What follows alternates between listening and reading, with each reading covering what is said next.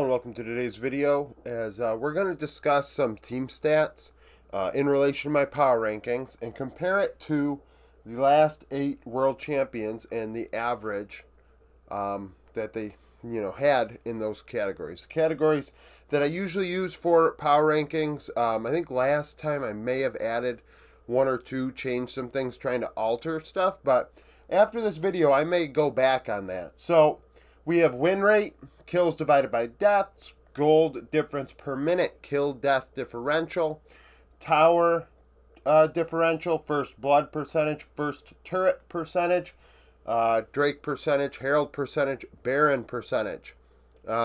Reason why Feat of Strength isn't on there, obviously it's brand new. Void Grub's relatively new as well. Now, on here you'll see the last 3 years we have had teams win that were below the win rate average. It was much higher before those 3 years. The average win rate for a team that's won Worlds the last 8 seasons is 2 out of every 3 games. Just over that in the last 3 years. That has not been the case with T1 and DRX. Kill death differential, the same thing applies. Gold difference per minute. The last 4 years we have not seen a team as dominant. Kill death differential. The last 3 years, not the case. Turret differential, once again, not the case. First blood. Now, first blood's interesting. So we see down here 68%, 2.1, 150, 2.9, and 2.9. Those are all positive numbers, right? 68% win rate, 32% loss rate, 2.1 kill death ratio. That's good. 150 gold ahead of every minute. Obviously, that's great to have as a team, right? 2.9 more kills than deaths per game. Good. 2.9 more turrets per game. Also, indicators obviously you're doing well. But first blood is an interesting stat because the last 8 years, the eight world champions, only half the time did they actually get first blood. It makes you wonder, out of all these stats, if first blood is the most meaningless. And if you really think about it, obviously first blood has changed, especially in this last season in terms of how it's implemented. But also, hell, if you get first blood, that's not, there's still, 25, 30, 35, 40 more minutes of gameplay left for the opposition to get back into the game. How they could get back into the game right away if it's a level 1, maybe there's a trade of kills, or the team just says, okay, let's get past that and move on. Which makes me think maybe first blood's the stat that I could pull out of my, stat tree here and, reevaluate. First tower, though, 60% of the time, the world champions were taking first tower. And this is the entire season, mind you. Domestic, if they played at MSI, if they played at Worlds, even if it includes Kaspa Cup and Demacia Cup and shit like that. I didn't get into the nitty gritty of pulling numbers out. This is just a rough thought on the whole thing, right?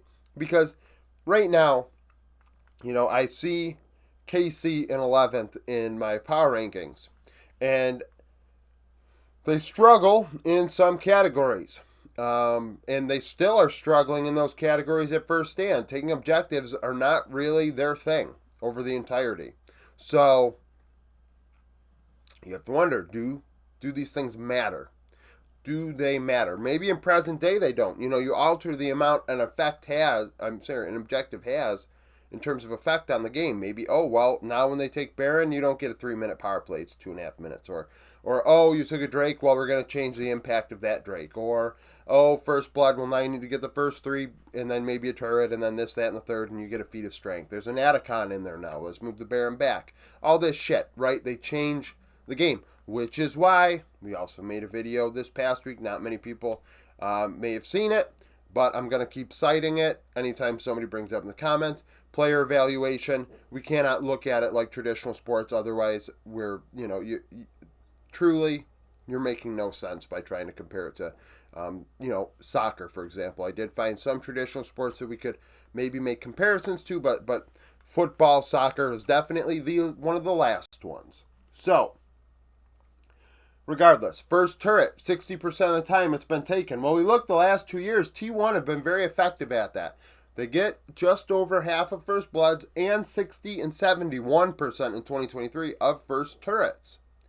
And something to also mention here. The average of the last 8 winners. Think about, like, if you've watched my content the last 3 years, you will know that I am very adamant about the fact that Worlds does not determine the best team of the year. It determines the best team at Worlds, the best team on the patch.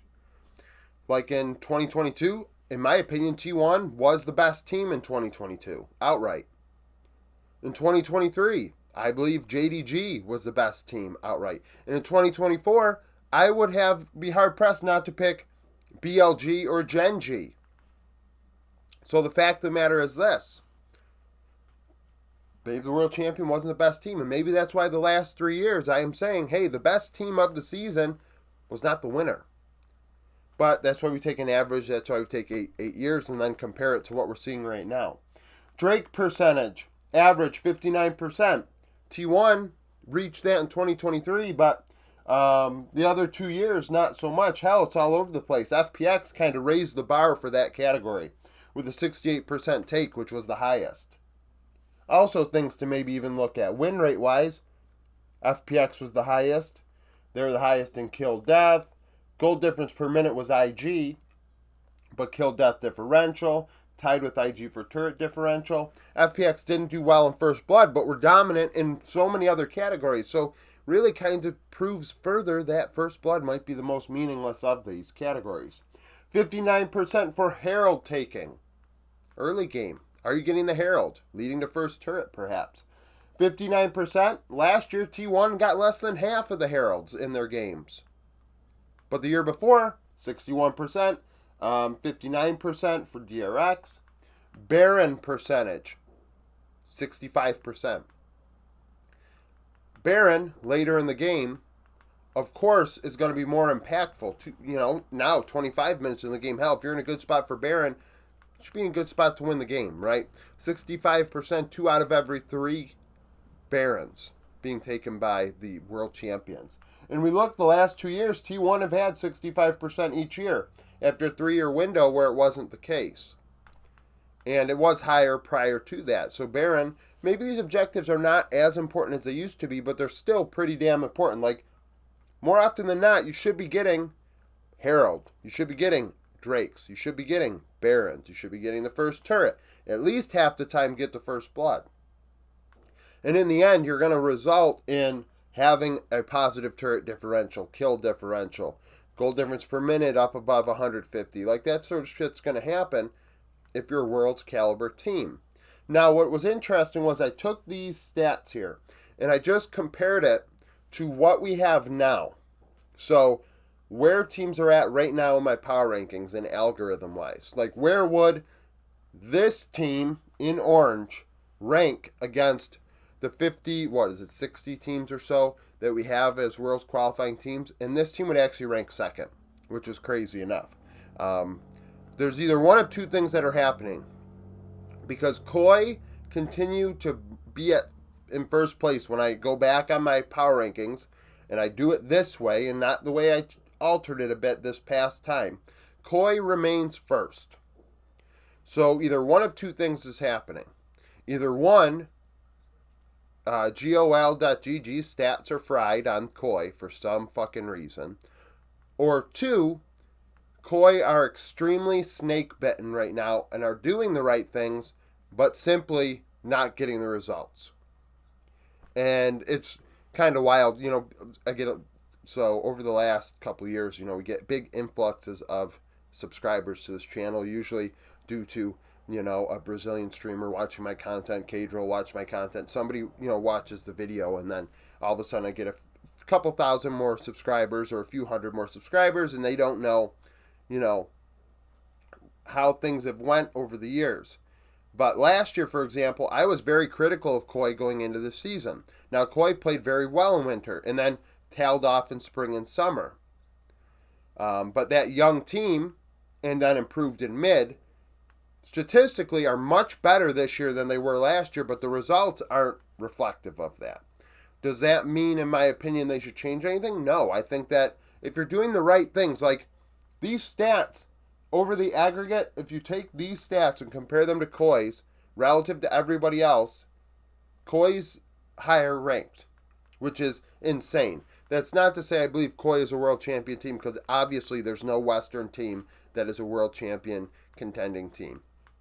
This first stand tournament is just going to cause more chaos and throw a wrench into that whole, deal where people actually are going to pretend like for some reason the LEC is competitive internationally in a larger setting in a tournament that actually has a format worth considering. So that's going to happen. That's just going to happen. It is unavoidable and it sucks, but it's going to happen. So, regardless, back to that. Koi. Really hard on Koi last year. I'm really hard on KC this year. Does that mean that KC aren't going to be a team that's going to just get by and do well despite the stats saying you should not be doing well? There are always going to be teams that do well with terrible stats. There's always going to be teams with great stats that do terrible. That is luck.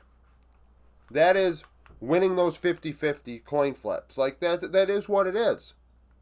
Or also, maybe certain objectives don't hold as much value as they used to. Maybe other things hold more value. Like but you also got to keep in mind the game can change at any time. Riot, change lane swaps for this tournament.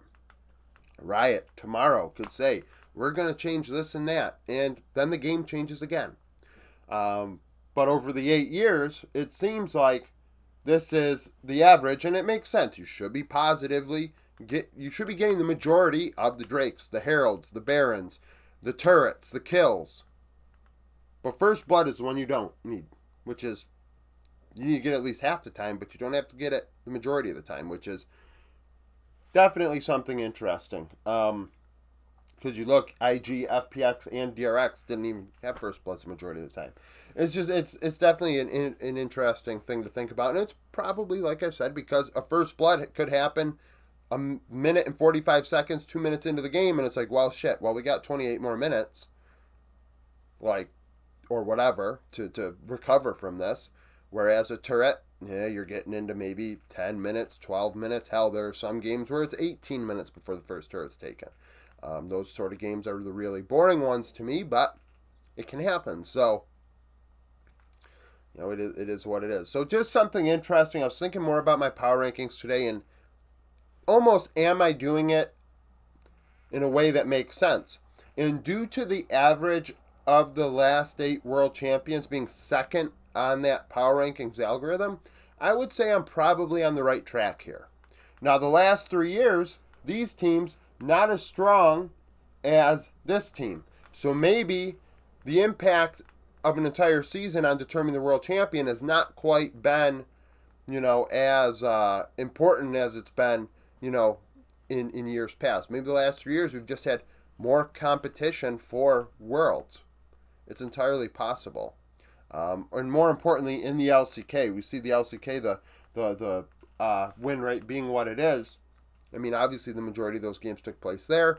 There's more international competition now with MSI in the last 2 years.